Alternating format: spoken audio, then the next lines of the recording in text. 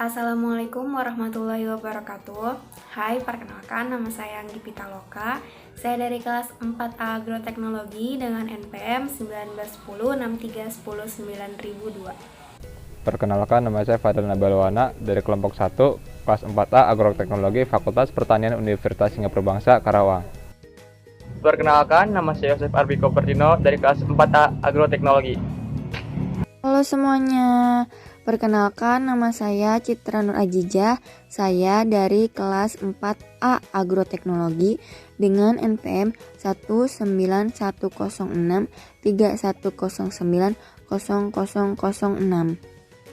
Perkenalkan, nama saya Rizky Abdillah, NPM 1914-1810-13.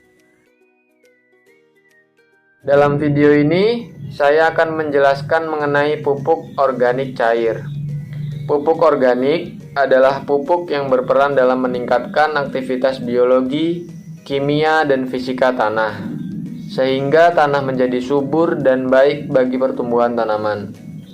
Namun, sebagian besar petani masih banyak yang menggunakan pupuk anorganik, yang mana jika digunakan terus-menerus akan mengakibatkan dampak negatif bagi kondisi tanah, yaitu dapat menyebabkan tanah lebih cepat mengeras, kurang mampu menyimpan air, dan menjadi lebih cepat masam, yang pada akhirnya akan menurunkan produktivitas tanaman.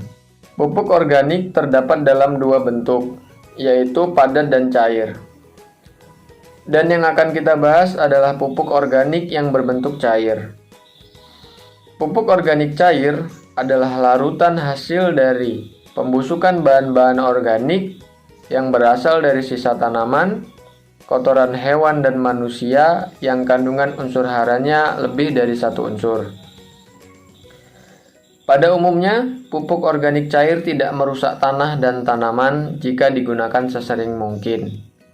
Selain itu juga, pupuk organik cair dapat dimanfaatkan sebagai aktivator pembentuk kompos. Kelebihan dan manfaat pupuk organik cair adalah unsur hara yang terdapat di dalamnya lebih mudah diserap oleh tanaman. Sedangkan untuk manfaat dari pupuk organik cair, yang pertama adalah mendorong dan meningkatkan pembentukan klorofil daun, sehingga meningkatkan kemampuan fotosintesis tanaman dan penyerapan nitrogen dari udara. Yang kedua, meningkatkan vigor tanaman sehingga tanaman menjadi kokoh dan kuat. Yang ketiga, meningkatkan daya tahan tanaman terhadap kekeringan. Yang keempat, merangsang pertumbuhan cabang produksi. Yang kelima, meningkatkan pertumbuhan bakal buah dan bunga. Yang keenam, mengurangi gugurnya daun, bunga, dan bakal buah. Kandungan dan fungsi kulit pisang. Menurut referensi yang saya baca, pemanfaatan kulit pisang tidak terlepas dari adanya kandungan fitokimia di dalamnya. Hasil uji fitokimia kulit pisang menunjukkan adanya kandungan bahan aktif, flavonoid, alkaloid, tanin, saponin, dan triterpenoid. Flavonoid senyawa fenolat atau hidroksil fenolik yang mampu bertindak sebagai antioksidan dan umumnya terdapat pada tumbuhan. Alkaloid merupakan senyawa pahit dan beracun, dapat menyebabkan rasa pusing dan tidak mau makan terhadap hama tersebut, sehingga menyebabkan rasanya yang pahit dan akhirnya hama tersebut mati. Tanin dan polifenol merupakan salah satu antivenan serangga. Tanin ini merupakan bahan aktif yang bersifat pahit. Serangga lebih cenderung tidak memakan daun yang basah pahit. Kulit pisang dapat mengatasi penyakit pada tanaman tomat yang sering diserang bakteri Rhamnonia solanacearum yang membuat penyakit layu bakteri.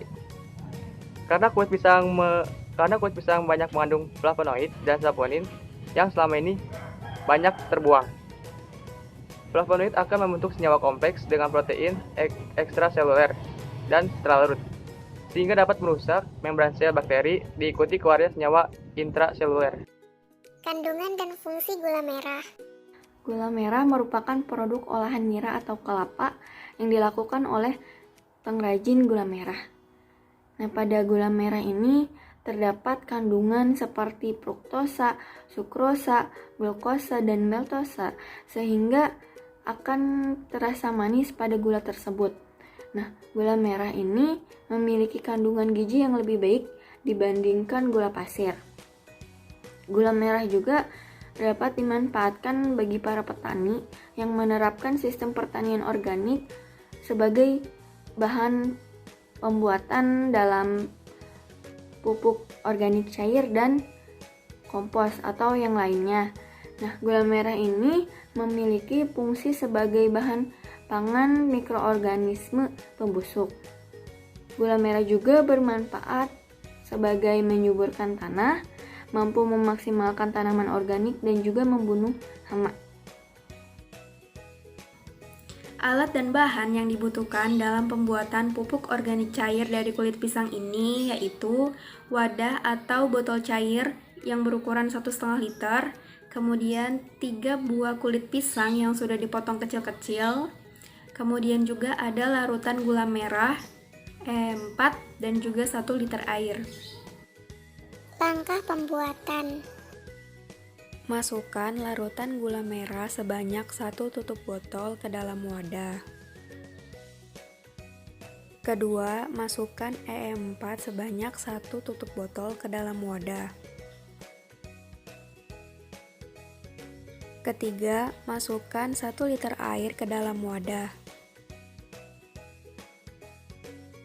Keempat, masukkan potongan kulit pisang ke dalam wadah, kemudian aduk hingga merata.